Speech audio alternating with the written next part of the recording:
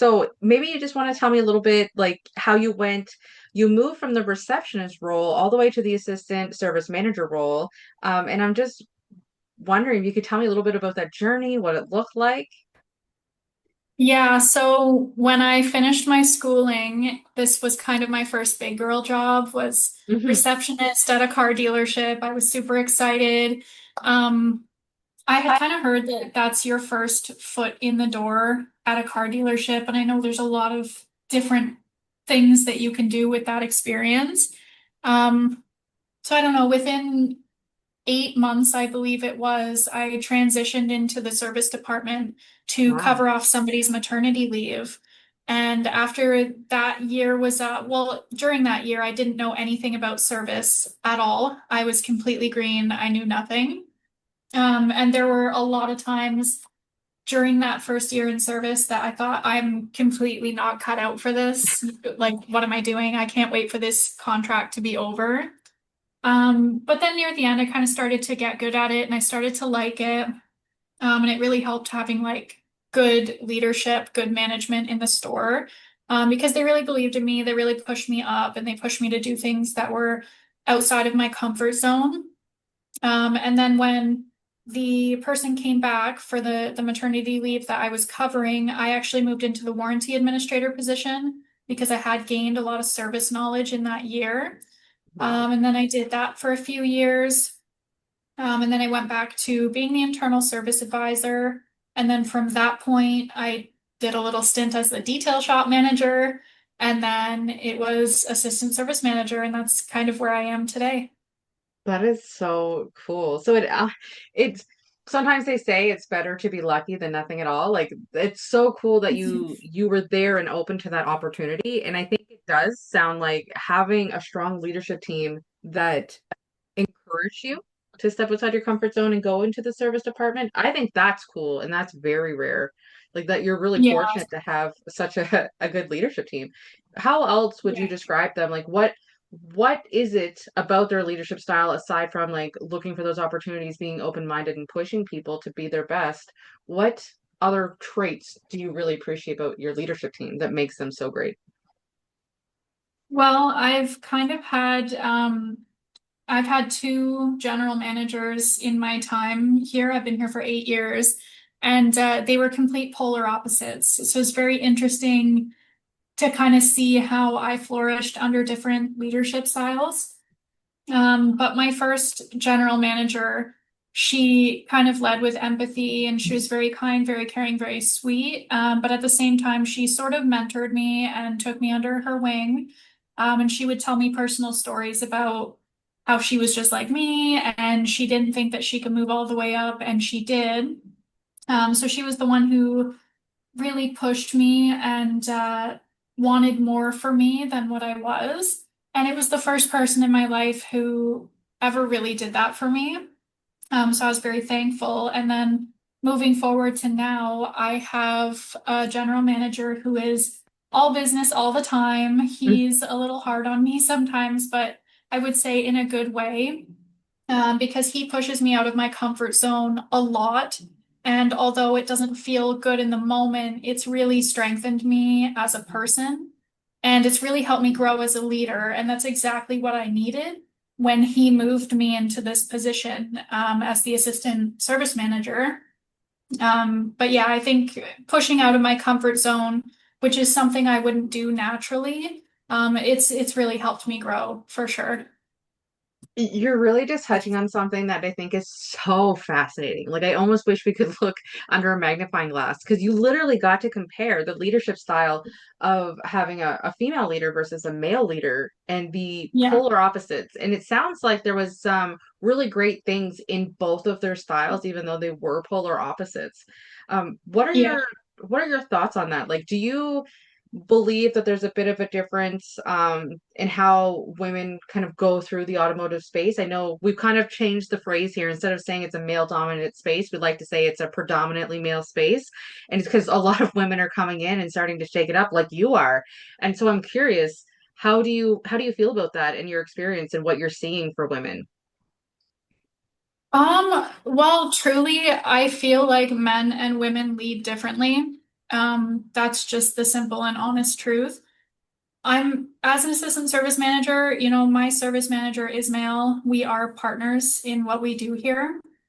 And we lead very different styles, but I find that the way that I lead, um, it's different and it's okay to be different. And it took me a long time to accept the fact that I can lead differently than these male leaders that I'm watching and that are setting examples for me. I can do it differently. It took me a long time to really accept that, but I find that the way that I lead really does resonate with my staff. And at the same time, the way that he leads resonates with the staff in a completely different way. And it kind of works like harmoniously. Hmm. Um, but yeah, it took me a long time to accept it. It's okay to lead differently than the men. Oh, 100%. I've definitely seen that as well. Like you really have to lean into who you are. And how do you feel that your soft skills come into play here? Do you think that that's what's contributing to you being a strong leader? I think it does. I think a lot of people feel comfortable coming and talking to me about things that, building those personal relationships with your staff. It's ultimately going to build trust between you and them. They're going to work hard for you. Um, and there's certain things that they will come to me for, that they wouldn't necessarily go to a leader for. And I'm just glad that they feel comfortable and I feel like I'm doing something right that they know that they can come to me with anything. Oh, absolutely. Having that kind of relationship when someone can come to you with not always a win, like that's nice. That's how you know that you're actually getting through to them and you're really building that relationship that you need in that role. So I'm curious, what advice would you give to someone who started off the way you did, coming in, getting their foot in the door, and then really wanting to grow into the role and grow into the industry? I know personally, I've heard a lot of stories of the women in the automotive industry who tend to make it to the top. It's a lot of like born into the automotive space. So for you, what advice would you give someone who wasn't born into it and who was able to, and I'm maybe speaking out of turn, you may be born into it, but No, I wasn't at all. I didn't know anybody that was in the car business when I started out. So that was pretty scary. But the advice that I would give to like women starting in this industry is just be strong. It can be tough at first, especially depending on your dealership's dynamic. I work in a real boys' town here, and mm, it's okay. At first I thought I kind of had to be one of the guys to fit in. And then I sort of started to realize that it's okay to just be myself and lead the way that I lead and, bring a woman's touch, so to speak, because like I said before, it does resonate with the staff in a different way. So yeah, the advice I would give is just like be strong. It can really be tough at first, but it does get easier as you kind of find your space in the business. I love that. I love what you just said about that you could be yourself and like I can totally relate to that. You thought that you had to be a guy's guy. You thought you had to act just like them and be like them and replicate them. It's really important that you share that message, that you were able to be yourself. And right now you're excelling in your role because you are yourself and you're comfortable with that and you're able to lead with that. And I think that that definitely is recognized by people around you, that they can see your comfort with yourself, your leadership style, and your confidence. That's fantastic. And I'm maybe you could tell us a little bit about what your day to day is like in terms of do you feel confident? Do you ever have days that you kind of struggle? You feel like that imposter syndrome, which I know that is super associated with women in the industry. So 100%. I do struggle with confidence every now and then. I just try to remind myself that I do belong here, even if it's just telling myself that I've been in this business a lot longer than some of my coworkers have. That doesn't mean anything in the grand scheme of things because everybody brings something to the table. But when I need a little confidence boost, I just remind myself that I've held on through a lot of tough times in this business.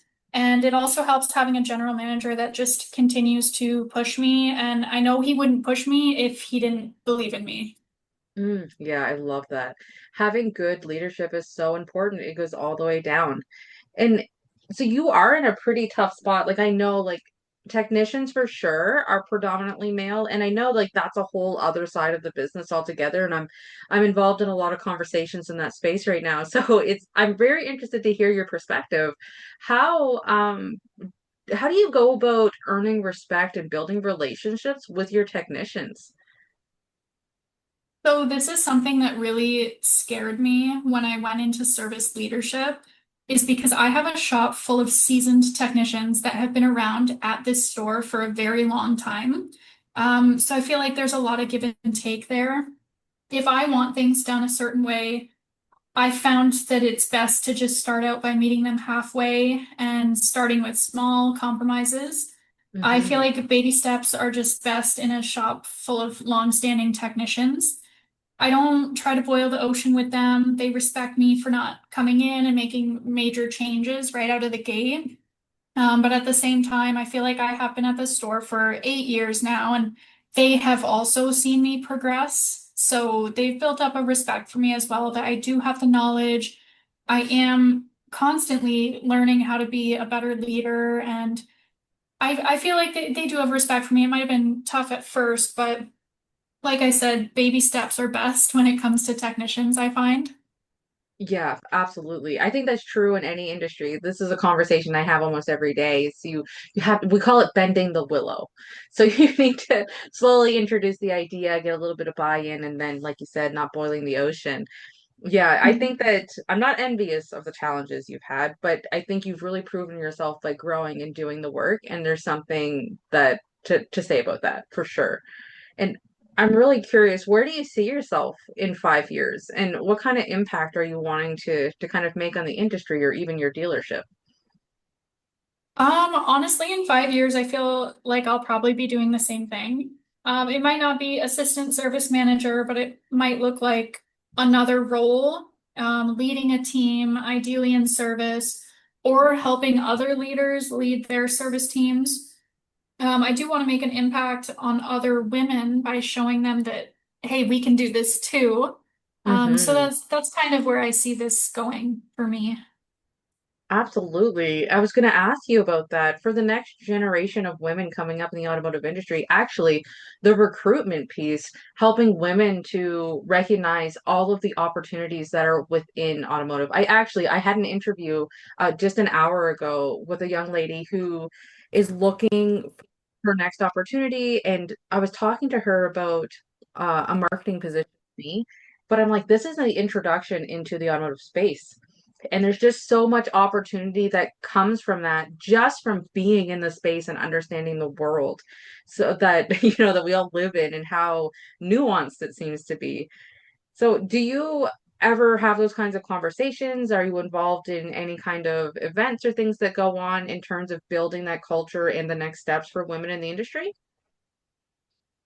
Yeah, so culture at the dealership is something that's really important to me.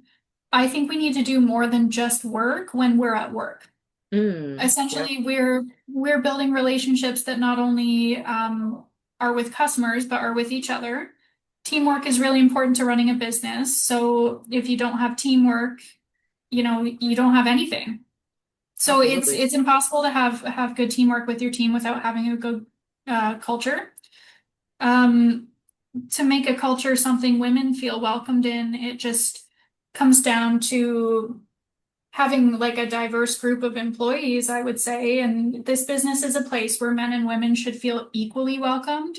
It's one thing to welcome female staff to the team, but the culture is essentially what keeps them growing in the business.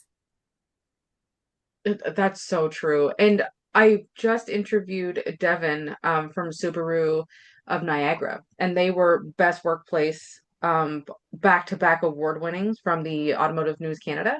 And that was Oh, what he wow. said too. He said it's all about culture. And he attributes that to their success. And he thinks that the number one thing for an A player for him is attitude. So would you say, well, actually, I'll ask you the same question. When you have your staff or your team, or when you're looking to recruit someone new, what would you say makes an A player? I would say honestly the same thing. It's a good attitude because when it comes down to skills and training, I believe you can train anyone to do anything. but you can't really train somebody to have a good attitude. So that's what I look for when we're hiring people. Yeah, I love that. I so agree. It's so refreshing to be able to meet with someone like you who you've really put in the time, you've done the work, and you're really proving yourself and you're showing everyone what can be done and how rewarding it is. And for Thank you you. to be able, yeah, and for you to be able to share that message of the soft skills that are needed. And I love that you were able to speak to the diversity of male versus female leadership and how no one way is wrong and no one way is right, and that you've seen the benefits in both. And I think that's the conversation that people need to be having. It's not about, no one cares who you are and where you're from. What matters is what you bring to the table, and you need to have a great attitude to do that regardless. So I totally appreciate you being able to bring that out loud for everyone to hear and talk about. Yeah, of course. Awesome. So I thank you so much for taking the time to chat with me about this. And I really look forward to continuing to watch your journey and see you online. Is there anywhere that people could follow you or just kind of see where you're headed? Yeah, I'm on LinkedIn. You know, you can find me on there by name. I'm currently at the Kitchener Hyundai dealership. This is where I'll be. Awesome. Thank you so much. Okay, thank Cool. you very much.